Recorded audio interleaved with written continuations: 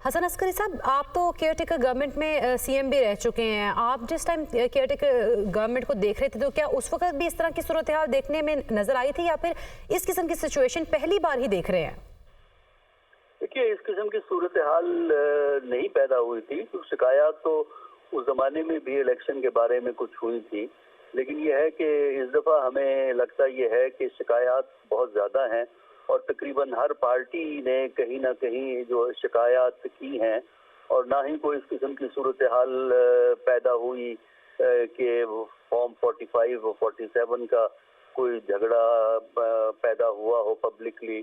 तो मेरा ख्याल है कि इस वक्त सूरत हाल बहुत ज्यादा है। ये इलेक्शन सारे के सारे पिछले इलेक्शन से बहुत डिफरेंट हैं और उससे पहले इलेक्शन से पहले पकड़ धकड़ भी कभी इतनी ज्यादा नहीं हुई जितनी हमने 2024 के इंतखाबात में देखी है। लिहाजा पिछले इलेक्शन से जो 2018, 2013 या 2008 के जो इलेक्शन थे उनसे आप कंपेयर नहीं कर सकते।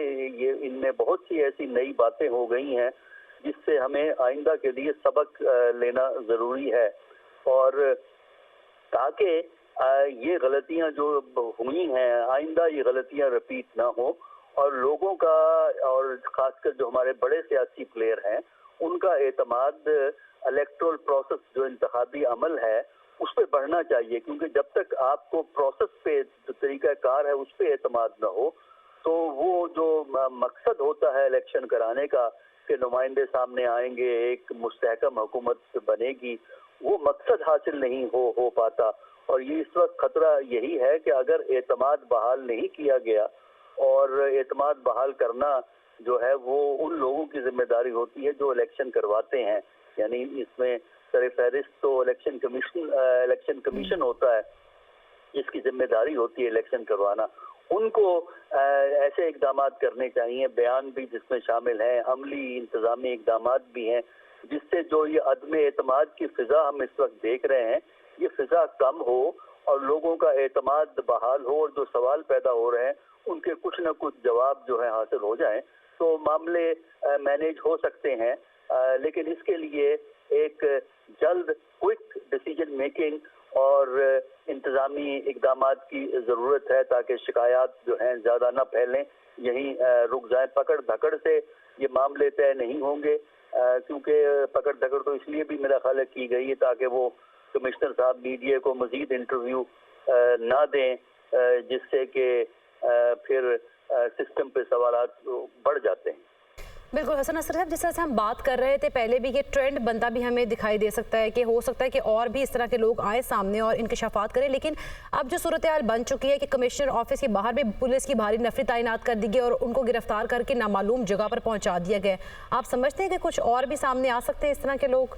अब मेरा ख्याल है इस वाक़े के बाद जरा मुश्किल है, क्योंकि जो रवैया इख्तियार किया गया है उससे जाहिर है कि डिस्करेज होंगे और लोग भी अगर कोई ऐसा करे। लेकिन ये ज्यादा लोग नहीं हुआ करते, चंद एक लोग जिनकी ज़मीर की आवाज़ होती है जिसकी वजह से वो इस किस्म का फैसला करते हैं। ये बड़ा मुश्किल फैसला होता है जो बंदा जो है वो करता है, लिहाजा इतनी ज़्यादा उम्मीद तो नहीं है, क्योंकि हमने देखा है जो उनका हशर हुआ है कि जैसे उन्होंने बयान दिया मीडिया पे उसके बाद उनकी गिरफ्तारी अमल में आई।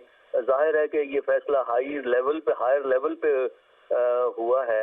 ये कोई यानी आईजी का लेवल पे तो ये फैसला नहीं हो सकता ना, इस किस्म के फैसले तो ऊपर के लेवल पे होते हैं। हो सकता है चीफ मिनिस्टर से भी ऊपर के लेवल पे ये फैसला हुआ हो कि उनको कंटेन किया जाए ताकि ये डैमेज जो नुकसान हो रहा है इस डैमेज को कंट्रोल करना जरूरी है इंतजामी नुक्ता नजर से। अच्छा हसन साहब, यहाँ पर एक और इम्पॉर्टेंट पॉइंट वो ये भी है, चलें उन्होंने अपने हद तक तो बात की, लेकिन इसके साथ साथ election commission of Pakistan, chief election commissioner और चीफ जस्टिस पाकिस्तान पर भी इल्ज़ाम लगाएं कि वो भी मुलव्वस है और मेरे साथ इन लोगों को भी अपने ओहदे से मुस्ताफ़ी होना चाहिए। तो ये जो बाकी दो इदारों को भी उन्होंने इन्वॉल्व किया है, इसको आप कैसे देखते हैं? देखिए, इलेक्शन कमीशन का तो रोल होता है इलेक्शन में, लेकिन चीफ जस्टिस का रोल इलेक्शन के अंदर बराह रास्त कोई नहीं होता। चीफ जस्टिस का रोल तो उसी वक्त होता है ना जब कोर्ट में कोई केस आप लेके जाते हैं, फिर कोर्ट केस को सुनती है, उसके बाद फैसले करती है। अब बराह रास्त तो हाई कोर्ट के या सुप्रीम कोर्ट के जो जजेस, चीफ जस्टिस का इलेक्शन प्रोसेस में बराह रास्त रोल नहीं होता। इलेक्शन कमीशन का होता है या जो आरओज होते हैं और जो है दूसरे ऑफिसर जो इलेक्शन करवा रहे होते हैं उन पे जिम्मेदारी आती है। चीफ जस्टिस या किसी भी जज पे ये जिम्मेदारी नहीं आती। हसन साहब, अच्छा चले अगर हम इसको स्टार्ट से देख लें, जो ये कह रहे हैं कमिश्नर रावलपिंडी, अगर इनकी बात में किसी हद तक सदाकत हो भी, तो सबसे पहले हम इस चीज़ को थोड़ा सा अखज़ करने की कोशिश करते हैं कि किस तरीके से ये धांधली की गई और किस तरीके से जितवाया गया और लीड को बढ़ाया गया। ये कैसे पॉसिबल था प्रैक्टिकली? देखिए, इस्टेब्लिश करना कोई इतना आसान नहीं होता, क्योंकि वो तो रिकॉर्ड की बुनियाद पे होता है। रिकॉर्ड उन्हीं के कब्जे में है जिन्होंने कमिश्नर पे कब्जा किया है, तो इसलिए इतना आसान नहीं होता।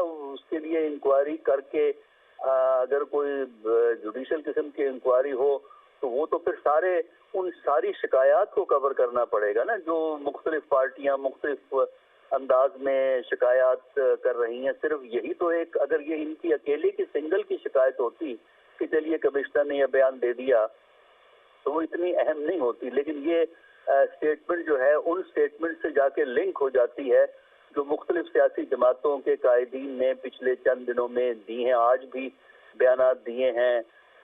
तो उसकी वजह से ये मामला थोड़ा सा आम हालात की निस्बत ज़्यादा सीरियस हो जाता है। ठीक, अच्छा साहब, यहाँ पर एक और भी अहम पहलू वो ये कि चलें, इन्होंने अपनी हद तक तो इस बात को कबूल किया और ये कहा, ठीक है हसन साहब, साथ ही एक और अहम खबर है वो पुलिस तक पहुंचा देते हैं कि अकरम राजा को भी गिरफ्तार कर लिया है। लाहौर में पीटीआई का मुबैना इंतखाबी धांधली के खिलाफ एहतजाज जारी था और उसी पर पुलिस ने सलमान अकरम राजा को गिरफ्तार कर लिया है। ये मनाजिर भी आप देख सकते हैं कि पीटीआई की जानिब से एहतजाज की आज कॉल दी गई थी, पुरअमन एहतजाज की, लेकिन अब लाहौर से खबर आ रही है कि सलमान अकरम राजा को गिरफ्तार कर लिया गया है। सलमान अकरम राजा और उनकी टीम की जानिब से, पाकिस्तान तहरीक इंसाफ की जानिब से, हमने देखा कल प्रेस कॉन्फ्रेंस भी की गई इस्लामाबाद मैरियट में और आज पुरअमन एहतजाज की कॉल दी गई थी और आज हम देख रहे हैं कि सलमान अकरम राजा को गिरफ्तार कर लिया गया है, जो कि खुद एक जाने माने लॉयर हैं और बैरिस्टर हैं, लेकिन अब उन्हें आज कुछ ही देर पहले गिरफ्तार किया गया है। यह मनाजिर उनकी गिरफ्तारी के आप इस वक्त टेलीविजन स्क्रीन पर देख सकते हैं। बख्तरबंद गाड़ी में इनको बिठाया गया और लाहौर में उनके कारकुनों की जानिब से एहतजाज किया जा रहा था। पाकिस्तान तहरीक इंसाफ की जानिब से लियाकत अंसारी हमारे साथ मौजूद हैं। लियाकत, बताइएगा किस किस्म की खिलाफ वर्जी पर गिरफ्तार किया गया?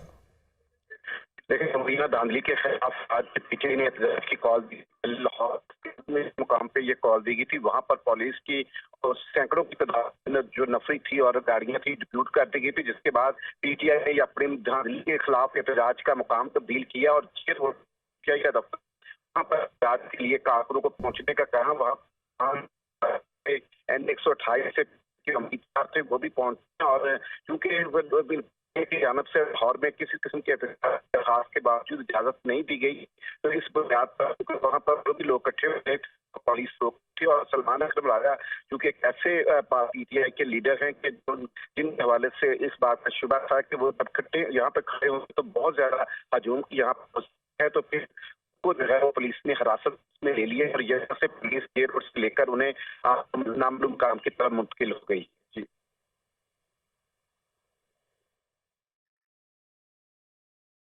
ठीक है, बहुत शुक्रिया लियाकत, आप हमारे साथ मौजूद थे। तो कमिश्नर रावलपिंडी लियाकत अली चट्टा ने आम इंतखाबात में बेज़ाब्तियों का एतराफ़ करते हुए मुस्ताफ़ी होने का ऐलान किया। साथ ही साथ रावलपिंडी क्रिकेट स्टेडियम में प्रेस कॉन्फ्रेंस करते हुए कमिश्नर रावलपिंडी लियाकत अली चट्टा ने यह भी कहा कि मैंने इंतखाबात के दौरान रावलपिंडी डिवीजन में नाइंसाफ़ी की, हमने हारे हुए उम्मीदवारों को 50-50 हज़ार की लीड में तब्दील किया। रावलपिंडी डिवीजन के 13 MNAs हारे हुए थे, उन्हें 70-70 हज़ार की लीड दिलवाई और मुल्क के साथ खिलवाड़ किया। लियाकत अली चट्टा का यह भी कहना था कि रावलपिंडी डिवीजन में इंतखाबी धांधली की जिम्मेदारी कबूल करता हूं और अपने ओहदे से मुस्ताफ़ी होने का ऐलान करते हुए अपने आप को पुलिस के हवाले करता हूं। जबकि कमिश्नर रावलपिंडी डिवीजन लियाकत अली चट्टा ने यह भी कहा कि हमने इस मुल्क के साथ गलत काम किया।